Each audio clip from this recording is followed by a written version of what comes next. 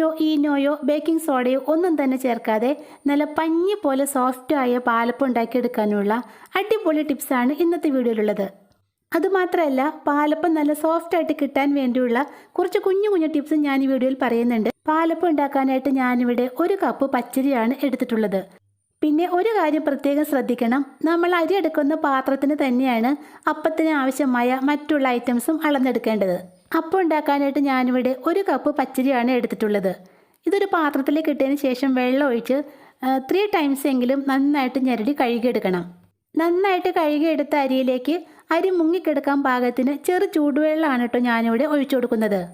പഞ്ഞി പോലെ സോഫ്റ്റായ പാലപ്പം ഉണ്ടാക്കാനുള്ള ഫസ്റ്റ് ടിപ്പാണ് കേട്ടോ ഇത്. ചെറു ചൂടുവെള്ളത്തിൽ അരി സോക്ക് ചെയ്ത് വയ്ക്കുമ്പോൾ നമ്മുടെ പച്ചരി നന്നായിട്ട് കുതിർന്ന് സോഫ്റ്റായിട്ട് കിട്ടും. ഇനി ഇതൊന്ന് അടച്ച് ഏകദേശം 5 മണിക്കൂർ നേരത്തേക്ക് ഇതൊന്ന് കുതിർന്ന് കിട്ടാനായിട്ട് മാറ്റിവെക്കാം. കുറഞ്ഞത് 4 മണിക്കൂറെങ്കിലും നമ്മുടെ ഈ അരി വെള്ളത്തിലിട്ട് കുതിർത്തെടുത്താൽ മാത്രമേ നല്ല സോഫ്റ്റ് പാലപ്പം ഉണ്ടാക്കിയെടുക്കാൻ പറ്റുകയുള്ളൂ. ഈസ്റ്റോ ഈനോയോ ബേക്കിംഗ് സോഡയോ പുളിമാവോ ഒന്നും തന്നെ നമ്മുടെ മാവിലേക്ക് ചേർക്കുന്നില്ല. അപ്പോൾ നമ്മുടെ മാവ് നന്നായിട്ട് പുളിച്ച് കിട്ടുന്നതിന് വേണ്ടി ഈ ഒരു ഐറ്റം മാത്രമാണ് ചേർത്ത് കൊടുക്കുന്നത്. 1/4 ഗ്ലാസോളം തേങ്ങാവെള്ളമാണ് ഞാനിവിടെ എടുത്തിട്ടുള്ളത്. ഇതിലേക്ക് 1 ടേബിൾ സ്പൂൺ പഞ്ചസാര കൂടി ചേർത്ത് നന്നായിട്ടൊന്ന് കലക്കിയെടുക്കാം. പഞ്ചസാര നന്നായിട്ടൊന്ന് മെൽറ്റായി കഴിഞ്ഞ ശേഷം നമുക്കിതിലേക്ക് 1/2 സ്പൂൺ വിനീഗർ ചേർത്ത് കൊടുക്കാം. വിനാഗിരി ചേർത്ത് നന്നായിട്ടൊന്ന് ഇളക്കി മിക്സ് ആക്കിയ ശേഷം നമുക്കിതൊന്ന് അടച്ച് മാറ്റി വെക്കാം. അരി കുതിർക്കാൻ വെച്ച സമയത്ത് തന്നെയാണ് ഞാനിവിടെ തേങ്ങാ വെള്ളവും സെറ്റാക്കി വെച്ചത്. ഏകദേശം 5 മണിക്കൂറോളം ഈ തേങ്ങാ വെള്ളവും ഇങ്ങനെ തന്നെ വെച്ച് പുളിപ്പിച്ചെടുക്കണം. അരി സോക്ക് ചെയ്യാൻ വെച്ചിട്ട് ഇപ്പോൾ ഏകദേശം 5 മണിക്കൂറോളം കഴിഞ്ഞു. ഇനി നമുക്കിതൊന്ന് അരച്ചെടുക്കണം. അതിനുവേണ്ടി ഒരു മിക്സി ജാറിലേക്ക് ഇട്ട് കൊടുക്കാം. ഇനി ഇതിലേക്ക് 1/4 കപ്പ് ചിരകിയ തേങ്ങ കൂടി ചേർത്ത് കൊടുക്കാം. നമ്മൾ ഏത് പാത്രത്തിനാണോ അരി ഇളന്നെടുത്തത് ആ പാത്രത്തിന് 1/4 പാത്രം തേങ്ങ ചിരകിയതാണ് നമുക്കിതിലേക്ക് ആവശ്യമുള്ളത്. ഏകദേശം 5 മണിക്കൂറോളം പുളിപ്പിച്ച നമ്മുടെ തേങ്ങാ വെള്ളവും കൂടി ഇതിലേക്ക് ഒഴിച്ചു കൊടുക്കാം. പിന്നെ നമ്മുടെ ഈ പാലപ്പം ഉണ്ടാക്കാനായിട്ട് ചോറ് ചേർക്കുന്നില്ല കേട്ടോ. ചോറിന് പകരമായിട്ട് നമ്മൾ വേറൊരു ഐറ്റമാണ് ഇവിടെ ചേർക്കുന്നത്. പുളിപ്പിച്ചെടുത്ത തേങ്ങ വെള്ളം ഒഴിച്ചതിന് ശേഷം നമുക്കിതിലേക്ക് ഒരല്പം വെള്ളവും കൂടി ഒഴിച്ചു കൊടുക്കാം. ഏകദേശം 5 മണിക്കൂറോളം സോക്ക് ചെയ്ത് വെച്ച അരിയാണ് നമ്മളിവിടെ അരയ്ക്കാനായിട്ട് എടുത്തിട്ടുള്ളത്.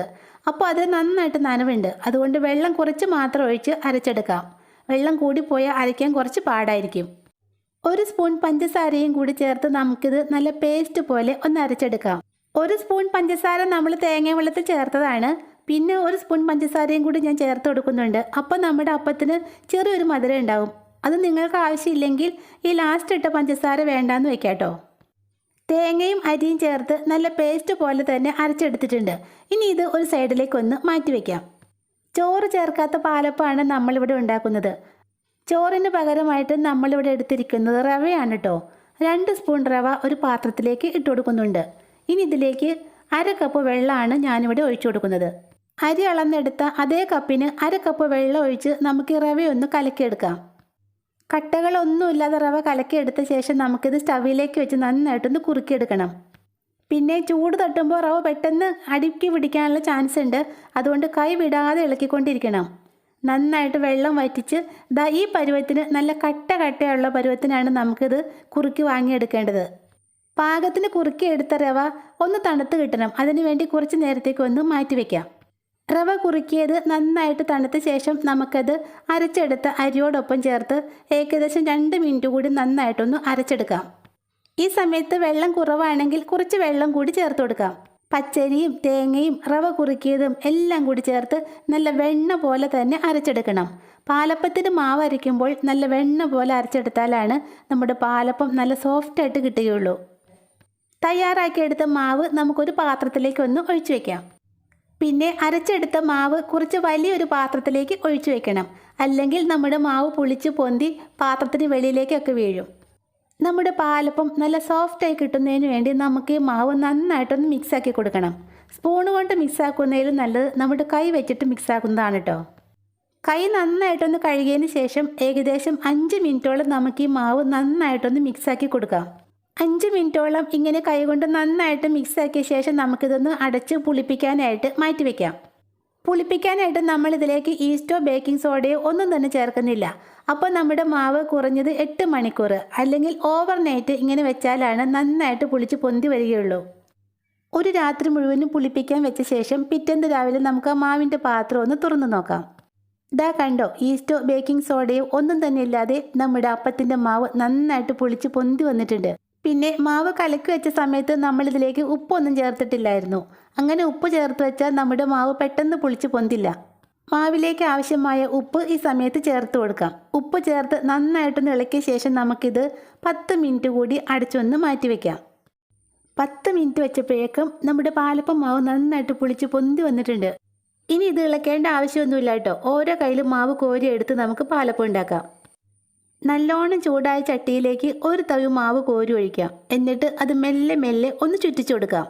ഏകദേശം ഒരു 1/2 മിനിറ്റ്, അതായത് നമ്മുടെ അപ്പത്തിന് നന്നായിട്ട് ഹോൾസ് വന്നതിന് ശേഷം നമുക്കിതൊന്ന് അടച്ചു വെച്ച് വേവിച്ചെടുക്കാം.